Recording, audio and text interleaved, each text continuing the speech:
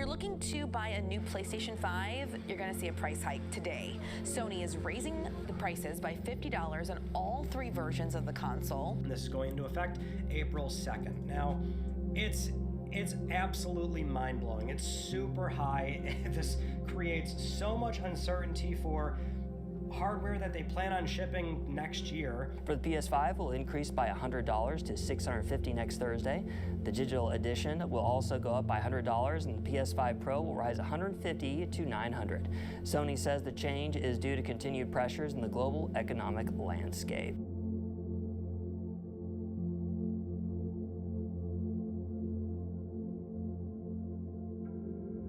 I'm sure everyone's heard the news at this point. In fact, it happened like last week, or maybe longer than that. I have no idea when this is going to go on the internet, but it happened a little bit ago now.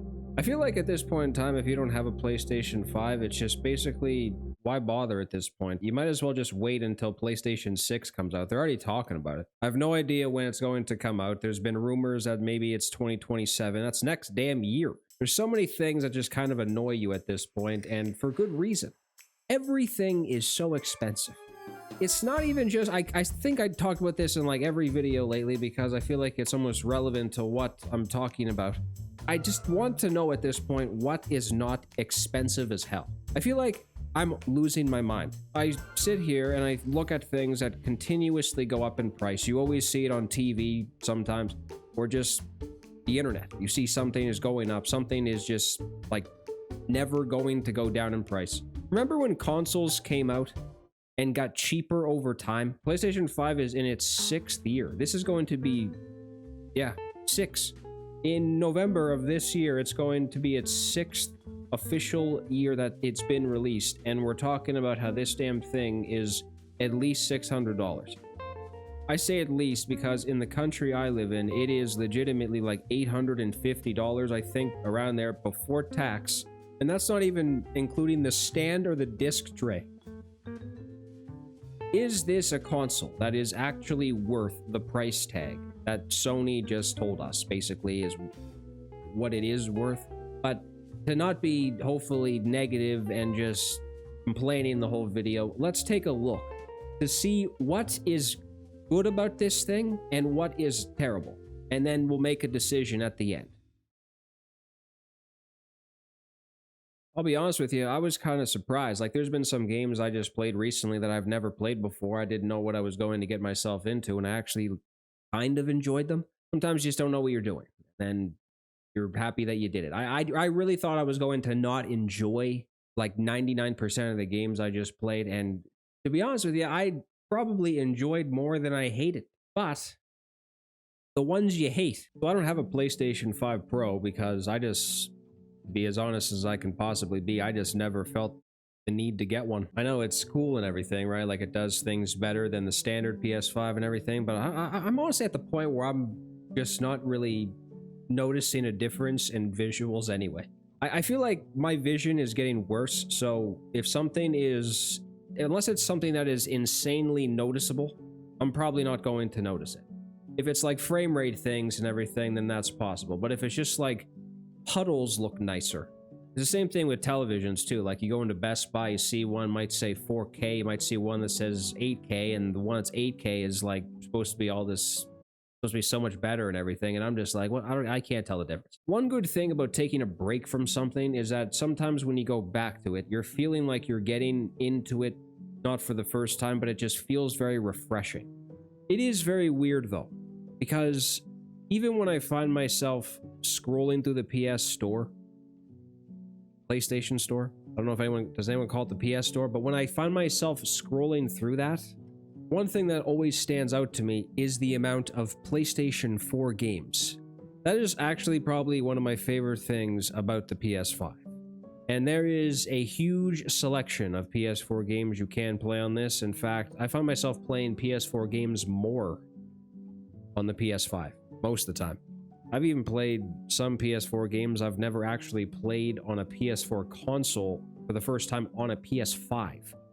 That's just something I always think about when I use this thing. It's actually more interesting sometimes to scroll down the whole PS4 section more than the PS5 one. Now, The PS Plus subscriptions are interesting as well.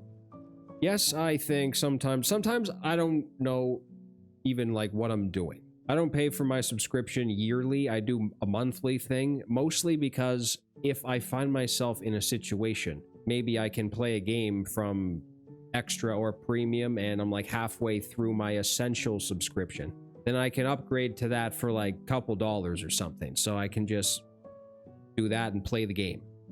I don't really bother with the PS Plus premium or extra subscriptions. I just stick with the essential one. Premium also has the streaming options and the trials as well, which is, that's not bad. There is the classics catalog as well. I have no idea as well how many times they update this, just because I haven't really kept up with it. But there are games I have seen on this that I would consider playing. I even tried to play a couple of them and they seem to work all right.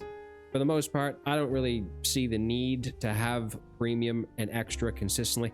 That's just my feeling. If you're somebody who plays PS5 quite often and you have a lot of time, or you just are very interested in the list of games that they offer, then it probably is worth it. Maybe. I have no idea. I also keep seeing on the internet, I don't know if it's true or not, but I keep seeing all the time, it seems like, that they're going to increase the price of these all the damn time. I think they're just rumors right now, but I think they did last year or something, or whenever it wasn't that long ago, I don't think. But if these keep going up, it's going to be hard to justify anything. For the amount of times you might sit there and think to yourself, damn it, there's really nothing I'm interested in right now. If you can find something to play, boy, does it look good. You just have to say this. It's just something that is absolutely true, and it should be said and shouted out, the fact that PS5, these games look unbelievably nice. Some of them, at least. Some of them, you feel like they would have looked good even in the PS4 generation, or maybe even sometimes you'll play a game from the PS4 generation and they look better, or at least you make that up in your head or something, because I swear to Christ, sometimes I legitimately sit there and I play a PS4 game and I think that it looks better than some of the games we have on PS5. But there are games you absolutely play on PS5. They perform incredibly. The graphics are absolutely nuts. I don't know if a painting in a creepy bed and breakfast stands out more than some of these games do visually. And they also perform just as good. It will be interesting to see just how good some of these games look, or just any game, not some of these games, I don't know why I said that, just games on PS6, or even GTA 6 or something, like when that's finished, when it's in its complete form. How good are these going to look? Because even games from a couple years ago, you don't know how they can possibly look better than this. Remember the Callisto Protocol? I remember that. When was that released? That was like 3 years ago now. Actually, it may have been 4. That was a while ago. I checked out this game a little bit, and again, I had fun playing it. I didn't get into the story the combat's weird. The combat is a little bit strange, and I think that was one thing that I've seen a lot of people say was a little bit weird, so I was kind of waiting to see what that was like. But just for the little bit that I played, I thought it was pretty fun. Again, I've been trying to get into more horror-based games. I've been having a lot of fun playing those. I always thought that Ratchet & Clank was fun, no matter what generation it was from, PS2, PS3 even. Whenever I think about Ratchet & Clank, I just think about the PlayStation 2 generation for some reason. As soon as you load it up, you just see Ratchet & Clank on the screen. You just get happy. Might have been pissed off. There was no Pepsi in the fridge. And you turn on the PlayStation 5 and you load up Ratchet & Clank, and it's like, you know what, I'll get Pepsi tomorrow. And everything will be alright. I always thought that Returnal was a good game too, even though it's kind of old now. I don't know. I think like a lot of the games that came out in the very early stages, I was just getting all of them just because, you know, new PlayStation. I think at this moment in time, like where I'm currently standing on planet Earth right now, the number one thing that kind of upsets me about the PlayStation 5 and just this generation as a whole is really just the video games. Sometimes on the PS5, I just find that there's not as much variety as there used to be. Not even just PS4, before PS4, maybe even PS3 and PS2. I feel like I'm always thinking that when I'm scrolling through the PS5 store. I'm just wishing we had as many types of games as we once had at one point. I don't know if that's ever going to possibly be a thing again. Probably not. Unfortunately, we're probably never going to see some games we once saw at one point ever, and that's very upsetting. I also hate the fact that we don't have some of the most legendary PlayStation franchises still existing anymore. We don't have any new kill zones coming out. We don't have Resistance. We don't have Infamous anymore. We just have to rely on the old ones if we want to play them. That's honestly something I think about quite often. I'll be laying in bed at night looking at my ceiling and thinking to myself, what the hell is that stain on my ceiling? Is that something I should worry about? Or I'm thinking about how I wish a new Infamous game would release. I feel like at this point it would almost be the perfect time to bring some of these franchises back, no matter if it's a possibility or not. Especially first-person shooters. Call of Duty at this point is basically hamster feces. Battlefield is also not getting the most amount of love at this point either, at least that's what I've seen on the internet, but it's almost like we are all just... The red carpet is already rolled out. The stage is set. It's not even we're waiting around for the perfect time. It is the perfect time. There's never been more of a perfect time, actually. This is probably a big reason why a lot of people say that PlayStation 5 doesn't have the most amount of games on it. If you grew up during the PlayStation 3, even PS4, I guess, or I guess probably even before that, PS3, and we had all those amazing franchises on that system, and then we get a couple generations ahead, they're not even around. They're just not even talked about anymore. For as good as they were, I wish they didn't just disappear one day. Because they meant a lot to people. Probably the number one thing that I do agree with is that, yeah, what did I say? When there's a game that comes out, it might be very much hyped. People are looking forward to it. There's a lot of games like that. How many games have you seen on this console where they may have been very much hyped going into it? They're just this thing that is average at best, and it's like, damn it, I just spent $90 on this, and it's not even that great. That's probably my biggest complaint about the PS5 is that, yeah, there are good games to play, but if I'm going to spend $90 or more, I need to know the game is going to be worth it. And all this hype, like, I don't know if I can get excited, maybe except for GTA 6, because that's probably well-deserved. If there's any other game that's going to come out that's going to have a lot of hype going into it, I don't know if I can even get on board at this point. Because I'm sick of being let down. You just get disappointed. How annoying is that? You're looking forward to a game. You've been waiting for a game forever. And then you buy it. And it's just alright. It's not that good. You wouldn't run back to your PlayStation and play it consistently. That is my biggest complaint about this system, is that a lot of hype, underwhelming games sometimes. This generation is so strange, man. It's going to be one I remember forever. We are going to get old one day. We're going to be very old. I can't believe that.